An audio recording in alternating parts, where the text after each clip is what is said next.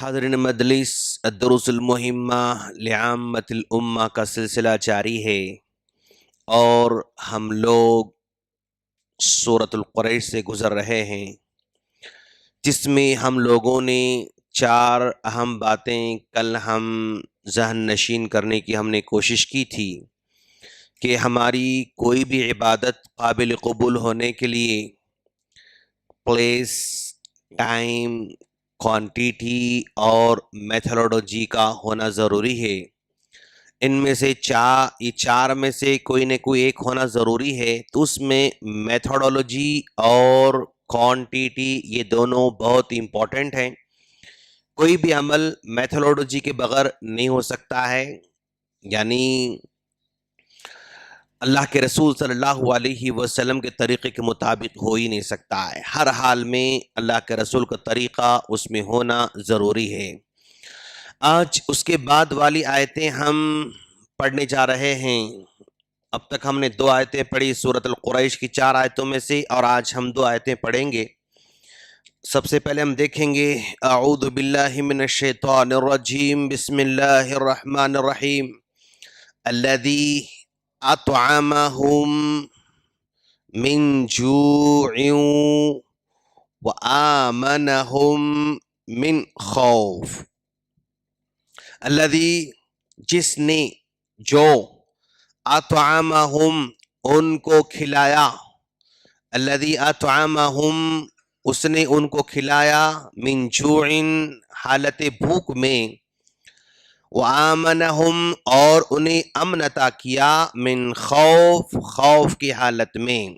یہاں پر اللہ تبارک و تعالی قبیلہ قریش کو جو نعمتیں اس نے عطا کی ان کا تذکرہ کر رہا ہے۔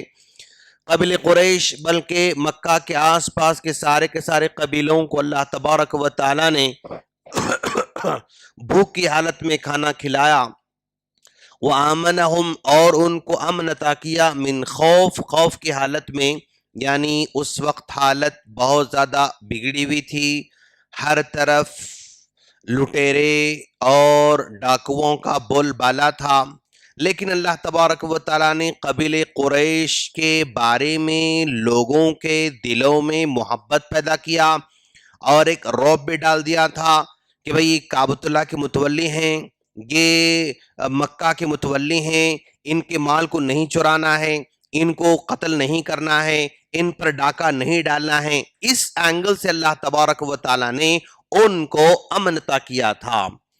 تو یہ جو کھانا کھلا رہا ہے، ظاہر بات ہے اللہ تبارک و تعالیٰ ہی کے علاوہ کوئی اور ہمیں کھانا نہیں کھلا سکتا ہے۔ کیوں؟ اس لیے کہ حدیث قدسی میں اللہ تعالیٰ فرماتا ہے، یا عبادی، اے میرے بندو، کلکم جائعن، تم سارے کے سارے بھوکے ہو، الا من اطعمتہ، مگر میں جس کو کھلاؤں بس وہی پیٹ بھر سکتا ہے، میں جس کو کھلاؤں وہی کھا سکتا ہے۔ فاستطعمونی، تمہیں روزی مجھ سے مانگنا ہے، تمہیں کھانا مجھ سے مانگنا ہے، جب تم بھوک لگی تو مجھ سے مانگنا ہے۔ فاستطعمونی اطعمکم، میں تمہیں پیٹ بھروں گا، میں تمہیں کھانا کھلاؤں گا۔ تو یہ روزی روٹی کا انتظام صرف اور صرف اللہ تبارک و تعالی کرنے والا ہے۔ یہ روزی جس کو ہم رزق کہتے ہیں، یہ رزق کھانے کا بھی ایک رزق ہے، پیٹ بھرنے کا بھی رزق ہے، لیکن اللہ تبارک و تعالیٰ کی جانب سے روزی کا کانسیپٹ بہت بڑا ہے۔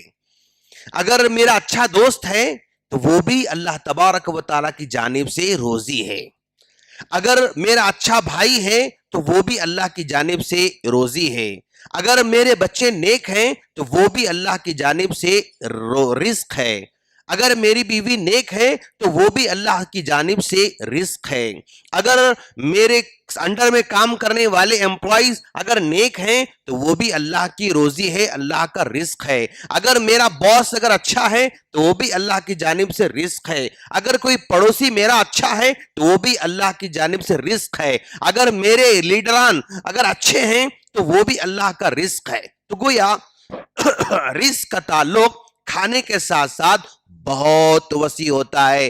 جو بھی اچھائی اللہ نے ہم کو عطا کر رکھا ہے، علم دیا ہے، اللہ کا رزق ہے، صبر دیا ہے اللہ کا رزق ہے، صحت دیا ہے اللہ کا رزق ہے، جو بھی اچھائی ہمارے زندگی میں آتی ہے وہ ساری کی ساری اللہ کی روزی میں، رزق میں شمار ہوتا ہے۔ الذی اطعمہم من جوع، یعنی بھوک کی حالت میں اللہ تبارک و تعالیٰ نے ان کو کھلایا، وآمنہم، اور دنیا کی دوسری سب سے بڑی دولت روزی روٹی کے ساتھ، پیٹ بھرنے کے ساتھ خوف کی حالت میں امن عطا کرنا ہے۔ اگر ہم لوگ ایسے ملک میں رہتے ہیں جہاں پر امن ہے تو وہ اللہ کی نعمت ہے۔ اگر کوئی صوبہ ایسا ہے جہاں پر امن ہے تو اللہ کی طرف سے نعمت ہے۔ اگر کوئی شہر ایسا ہے جہاں پر امن ہے تو اللہ کی جانب سے نعمت ہے۔ اگر کوئی محلہ ایسا ہے جو وہاں پر امن ہے، فتنے فساد نہیں ہوتے ہیں، یہ اللہ تبارک و تعالیٰ کی جانب سے نعمت ہے۔ اگر میرا کاروبار ایک ایسے پلیس پر ہے جہاں پر امن ہے، جہاں پر ڈاکہ زنی، چوری، فلاں کا ڈر کم ہے، تو وہ بھی اللہ تبارک و تعالیٰ کی جانب سے نعمت ہے۔ تو ہم اپنی جگہ دیکھیں گے اور دنیا کے دوسرے بہت سارے ممالک کو، بہت سارے کنٹریز کو اگر دیکھتے ہیں تو ہم لوگ اللہ تبارک و تعالیٰ کی جانب سے کافی امن کی حالت ہی میں ہیں۔ یہ امن کیا، ایسی ملک بھی ہیں جہاں پر بچہ گھر سے نکلتا ہے، گھر سے نکلتا ہے تو ماں باپ کو یقین نہیں کہ واپس آ سکتا نہیں آ سکتا ہے۔ ایسے ممالک بھی ہیں جہاں پر آدمی اپنے گھر سے نکلتا ہے تو واپس لوٹ کر آ سکتا نہیں آ سکتا، یقین نہیں ہے۔ ایسے ممالک بھی ہیں جہاں پر بچے اسکول کو جاتے ہیں تو واپس لوٹ کر آئیں گے نہیں آئیں گے، یقین ان کو نہیں ہوتا ہے۔ لیکن اللہ تبارک و تعالیٰ نے ایسے تو ہم کو نہیں رکھا ہے کہ ہم نکلیں تو واپس آنے کا کوئی چانس نہ ہو، یہ واپس آ سکتے نہیں آ سکتے، یقین نہ ہو۔ اس طرح کی حالت جو ہے اللہ نے ہم کو تو نہیں لایا ہے۔ ہمارے بچے اپنے اسکول کو نکلتے ہیں تو واپس لوٹ کر آئیں گے نہیں آئیں گے، ہم کو یقین نہیں ہے، تو اس طرح کی حالت میں تو نہیں۔ وَآمَنَهُم مِّن خَوْفٍ، اللہ نے امن عطا کیا۔ یہ امن روزی کے ساتھ دوسری دنیا کی سب سے بڑی دولت ہے، اور یہ امن کون دینے والا ہے؟ اللہ تبارک و تعالیٰ ہی دینے والا ہے۔ اللہ جس حکمران کے دل میں امن ڈالتا ہے وہی رعایا میں امن کو لے کر آتا ہے۔ اللہ جس کے دل کو فتنے فساد سے محفوظ رکھتا ہے وہی معاشرے میں، سوسائٹی میں، اپنے ملک میں، شہر میں امن کو برقرار رکھ سکتا ہے۔ یعنی اللہ حکمرانوں کے ہاتھوں میں بہت کچھ اختیار دے رکھا ہے۔